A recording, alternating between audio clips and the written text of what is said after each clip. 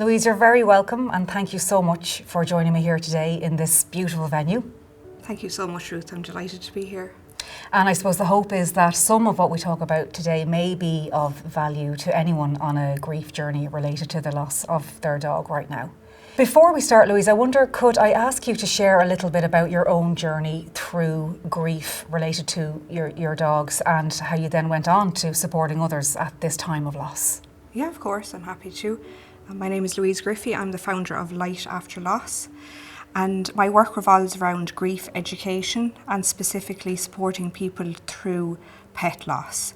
And how I kind of came to this work is I experienced multiple losses, the death of both of my dogs and the end of a long-term romantic relationship. So I found it really difficult to navigate life, and I found the feelings of grief to be extremely overwhelming. I experienced crippling anxiety, PTSD, and just a myriad of other kind of responses to grief. And I struggled for several years with this. And I did go to therapy, but I was searching for something a bit more specialised around pet loss to help me specifically. And I did find the Grief Recovery Institute and I decided to train with them. And now I help people and offer support around the death of their pet, and if they are anticipating the death of their pet, I support people through that process. Well, it sounds like a really tough and painful journey that you went on, and incredible that you then found this way of working whereby you can help others too. I know a little later we're going to hear more about your work and how you use the grief recovery method with people. Before that, I just wanted to touch on some research that Dogs Trust Ireland have done. Almost half of people said that the grief that they experience in relation to the loss of their dog is the same, if not worse, than that of a family member. And another 38% then stated that they were really surprised around the depth of the grief. Would you agree with those sorts of statistics in your own experience? Oh, I would definitely agree with those statistics, and the people that I speak with on a daily basis, they reflect that really. They struggle massively with fear of judgment, the shame, the stigma around the death of their pet and society not recognising it. And it's a disenfranchised form of grief, so it's very difficult for people to kind of seek support, and they feel they kind of are silenced into it. More often than not, the people that do seek support have had incredible connections and bonds with their dog. And it's really important to highlight that the intensity that people experience grief for the death of their dog, often they feel that more intensely than losing a human in their life. So a lot of people I speak with have said that to me, that they don't feel comfortable sharing this with their direct family or friends because of fear of judgment, so they're isolated. But in essence, they've said to me, this has been more painful than the death of a loved one, than a human in my life. And it's really important to highlight that. And that's why these statistics are as high as they are, really. You touched on something there, Louise, and that's the unique bond that we share with our dogs. Do you think that with pet loss it's harder because not everyone understands the depth of the bond, and so they don't necessarily understand the depth of the grief that we feel? Yes, I would agree that it is harder. I feel that in my personal experience, even I know that many of my clients will resonate with this, that after a few weeks when my dogs died, it wasn't spoken about, it wasn't mentioned again. And I felt that, there was that element of I have to just get on with my life. And that's not true for people. They often want to talk about the loss. They often need support and they need to be checked in on. And I think it's very, very important because a dog can be more than just a confidant. A dog can be a best friend. A dog can get people through the most difficult times of their life, and also a dog is somebody's family member, which is really, really important. And that's a unique and special bond that they share with their dog. And I think for me, both my relationships with both dogs were completely different but very unique and very, very special. And it left a huge void in my life. And I know many people feel very isolated and alone after they lose their dog. You touched on some difficult emotions that you experience and that others may experience at a time of grief. And I'm wondering, beyond cases of the death of a dog, do you experience people needing support in cases where they may lose a dog due to a variety of different reasons, from housing crisis to chronic illness to relationship breakdown? Would you find people seeking support in those cases as well? Definitely, I would, yes. And it's very heartbreaking for them, and it's very difficult for them to share how they feel about this, because there is a stigma and a shame around rehoming, around surrendering of dogs, and it's really, really difficult for people to navigate, to communicate, to even talk about. And I think giving people that space is really, really important when they feel that I shouldn't be grieving, should I? And it's important to say, yes, this is valid grief for this is a really, really intense loss that they're experiencing. What are the common responses to grief that you would encounter with the people that you work with? Reduced sense of concentration is a huge one that many people say. Changes in sleeping patterns, like either sleeping too much or not sleeping enough. Changes to appetite, not feeling that you want to eat or eating too much.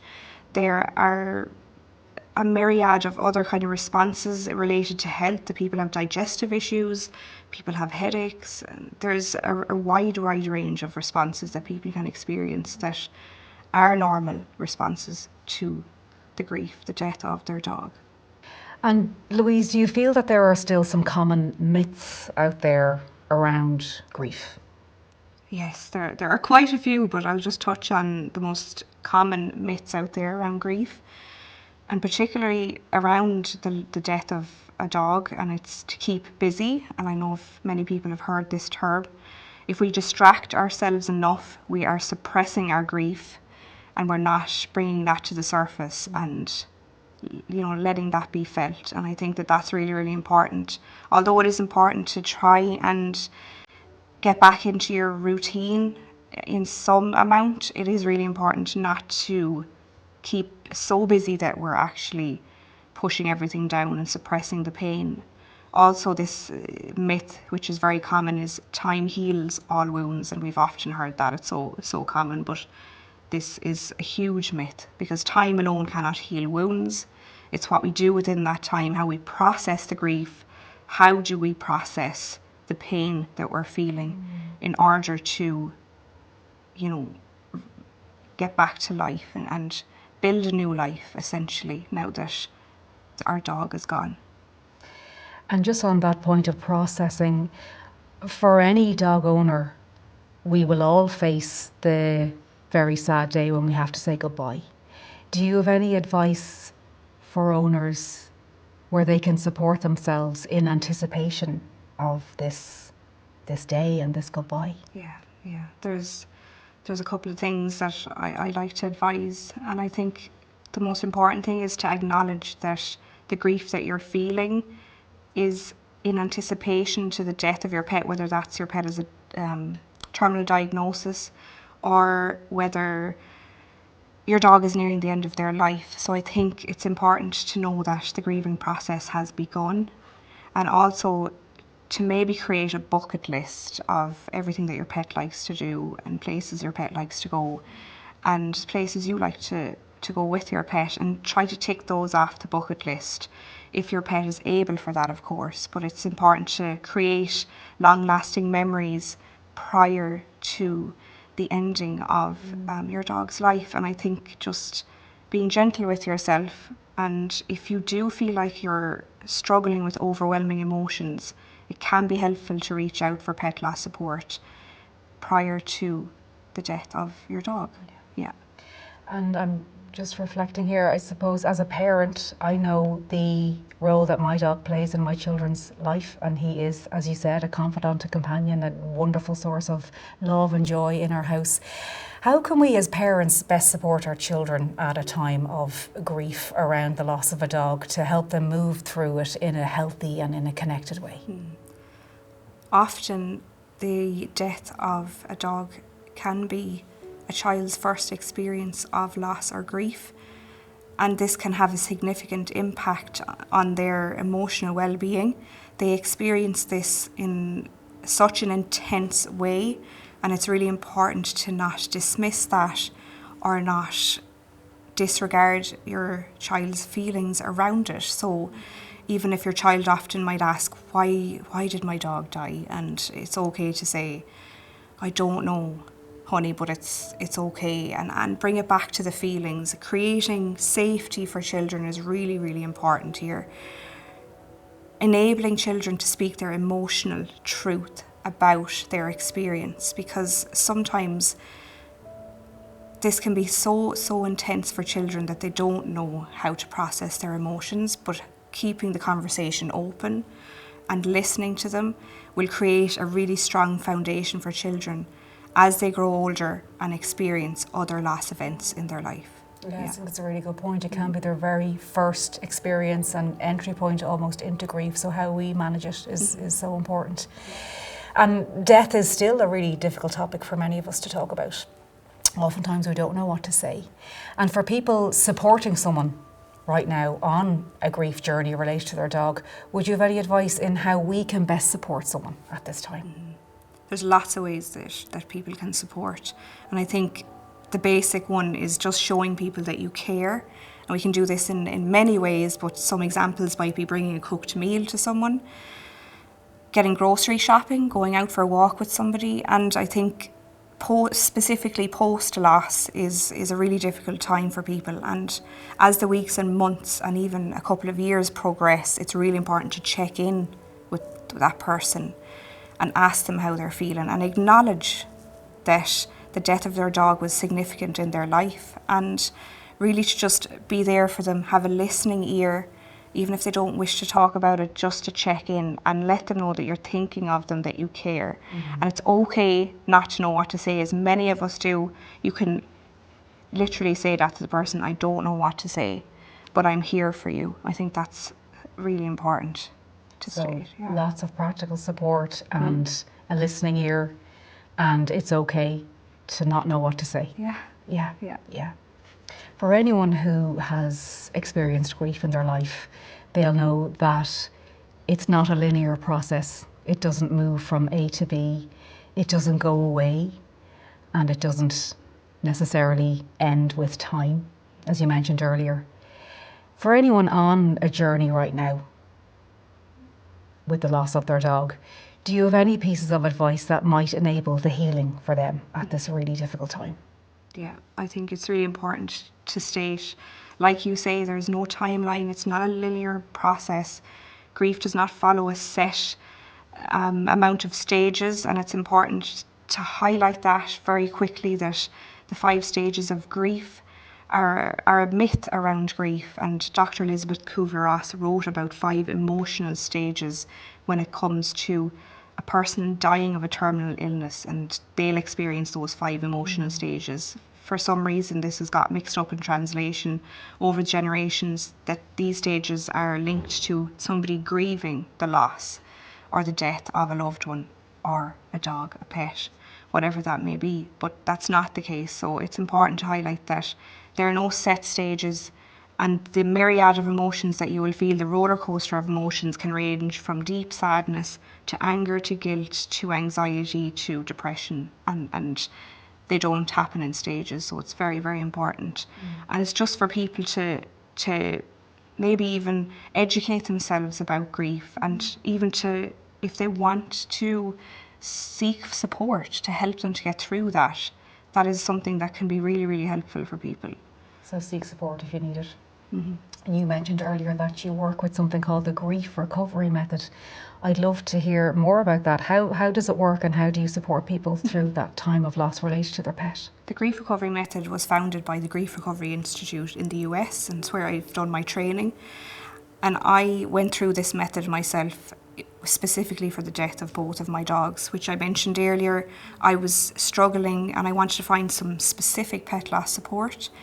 And this is what really, really helped me to move that stuck grief, that unresolved grief, to move that through my body. And it is a set amount of steps over 6 weeks. And what that kind of entails is lots of kind of written assignments, reading assignments and communication assignments. It can be done within a group online or in a one-to-one setting online.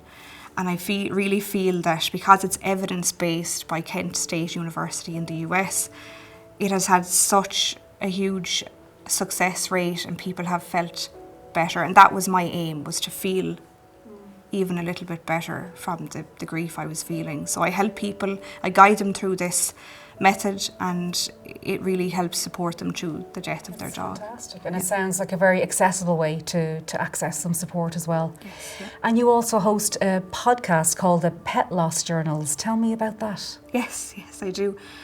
I got this idea several years ago, and I was grieving the death of my dogs for several years, and I used to write in my journal a lot about whatever I was feeling. And I kind of felt that I'd like to share these journal entries with the world, and hopefully it might help somebody else to feel less alone. So I did that, and I continued to do that for several years, and now I interview guests about their pet loss experience, and I've received so many wonderful messages about how people can resonate with so much of what I've shared. They feel validated, they feel that they're not going crazy, they feel that the emotions they experience are normal for this form of grief, and that losing their dog is a valid form of grief, and it's very, very real. So I think it's been a podcast that I've loved sharing with the world, even though it was a little bit scary to begin with. Yeah. Fantastic. And as you said, so important to validate the space for people and let them know that they're not alone. Mm-hmm. Louise, it was an absolute pleasure to talk to you here today. Thank you so much for joining me. And as I said at the start, I really do hope that some of what we shared today may be of help to anyone on a grief journey related to their dog right now. I know that you would certainly encourage people to reach out for support if they are struggling. Mm-hmm. And I know that we're going to share some details about your own organisation and some more resources that Dogs Trust Ireland also have where people can access some support. So thank you so much. Thank you so much, Ruth. Thank you.